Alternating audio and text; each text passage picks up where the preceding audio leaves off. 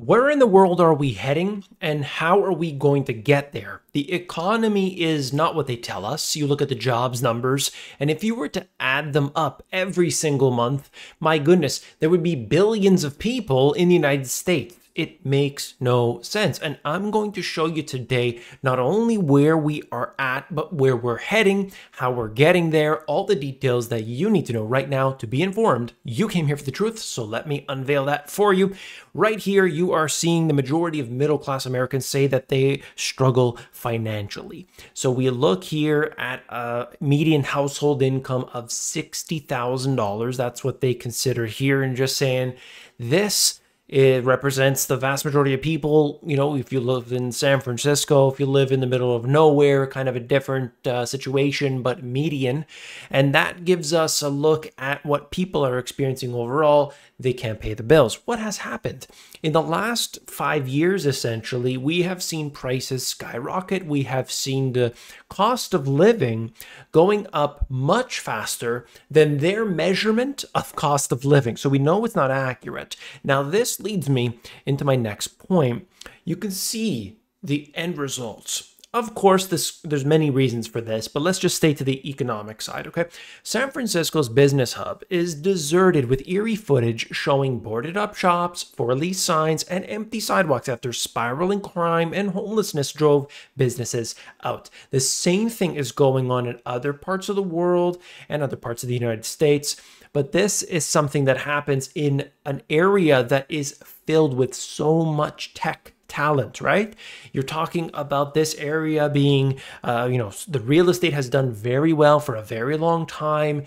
There's a lot of people with a lot of success there, and yet the area just falls into shambles. And, you could look through it if you're interested. It depends, what time of day was it? It was at a holiday. Like, you don't really know. But ultimately, we do see the store closures. It's the same thing in New York, where a lot of the prime grade A real estate is boarded up, unused. And that tells us that there's a very big fundamental problem that hasn't been resolved and will not be resolved by what they will try to pursue. What is the government going to do as a result of this? I think it's pretty obvious. You have to do one thing. You have to stimulate. And we'll talk further about that today. America's commute to work is getting longer and longer. The article here talks about the super commuters, people who are traveling hours and hours a day. Why? Because they love to be in traffic. No, I'm sure they don't. But what's happening here is that they can't afford the homes inside the city, and the city is where the jobs are. This presents itself with an issue, and people want to live in a home.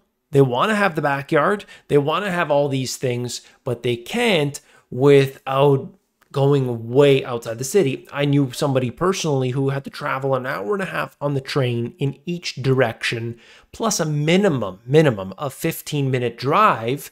So adding that all up, this guy, for hours a day, he's simply unable to do anything. He would sleep in his travel on that train because, quite frankly, nothing else to do, and probably shortchanges his sleep hours as a result of this. This is not good. This is a sign of I would say it's a misallocation of capital. The prices of the homes are too high. They shouldn't be like that. It should not be like that at all. It doesn't matter how old the economy is. It doesn't matter necessarily how well the economy has done recently. These are not factors which should affect it. We have other problems. And when you have too much stimulus, when you have too much corruption, these kind of things do evolve over a relatively short span. This is the craziest thing I have seen. Now, I follow everything all of the people at the Fed say. So when you tune to this channel, you get that as close to their mouth as you can. In this one, I mean, it's unbelievable. Neel Kashkari, okay? People would rather have recession than high inflation. But the interesting part about it was that he was so mind-boggled. He was so mind-boggled by all of this. He was saying, like, I can't believe it. She said to me, inflation is worse than a recession. This is contrary to the conventional economic thinking, and I said I don't understand that. How can inflation be worse than a recession? In a recession, you lose your job. Inflation is paying higher prices, but you still have a job. Now, let me tell you something, Neil. When inflation happens for a couple years, yeah, it might be okay. But when inflation happens for years on years and years, people eventually can't pay. Now, you and your salary and your investments, you might be doing okay.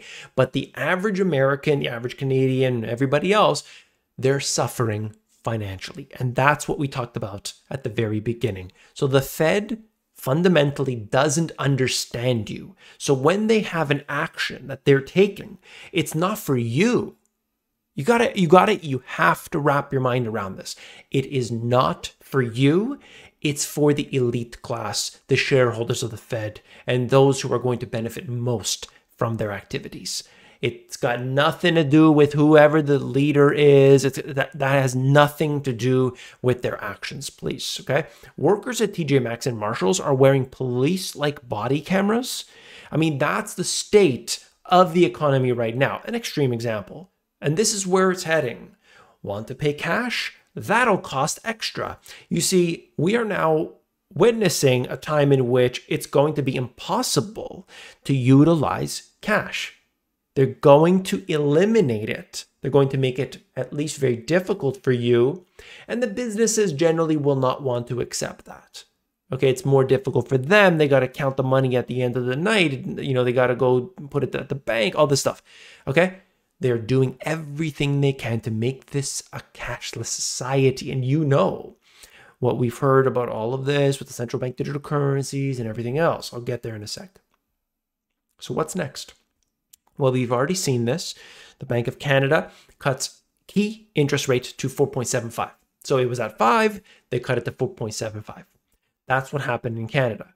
Why? Because Canada is so heavily reliant. It is essential to have real estate not just stay extremely expensive, but to never come down.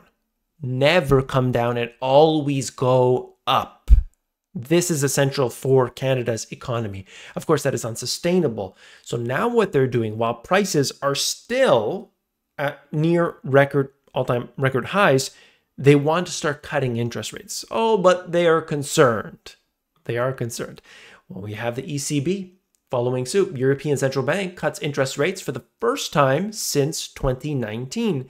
And of course, we are still way, way above where it was for many years.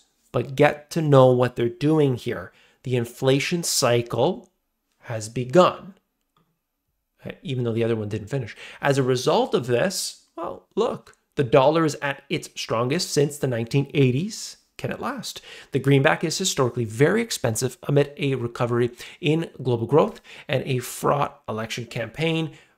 Use any nonsense you want. Look what's happening here. These other currencies are weakening against it, in particular Canadian dollar.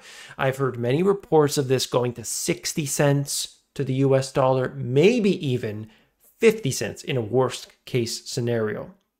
That would be detrimental, of course, but that's the way it works. Everybody technically wants to be weaker against the US dollar so that they can export to the hungry US consumer. Well, this is just something that's been going on. It fluctuates all the time.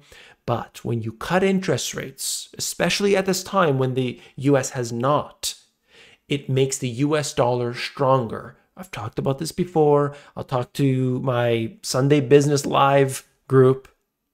You got to make sure that if you're not earning US dollars through your main source of income, that you do through alternate sources of income. Earn those British pounds. Earn all these other currencies if you can, okay? And what comes next? Well, I want to show you this is an article, just something to make a point. He's content living paycheck to paycheck. My husband won't work or get a driver's license. Now things have gotten even worse. So it's just, somebody just venting about this particular circumstance.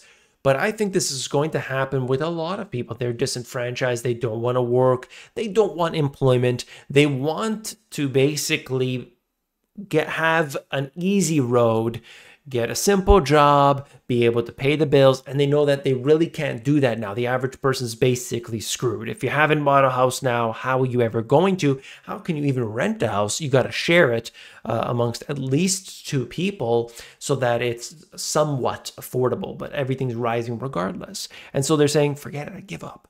Well, that's happening with a lot of people. And so some are saying, I'm moving out of the state, I'm moving out of the province, I'm moving to a different country altogether.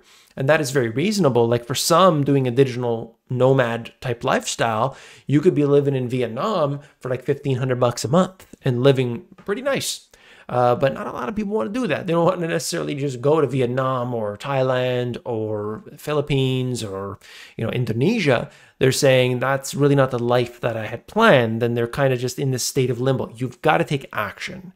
You have to do what you can. Okay. There are only so many things that you have in a given day. Okay. So what can you do as an individual? What you absolutely must do is get your education on Bang On. What is your current status for skills? What do you need to get skilled up? Look at Class Central.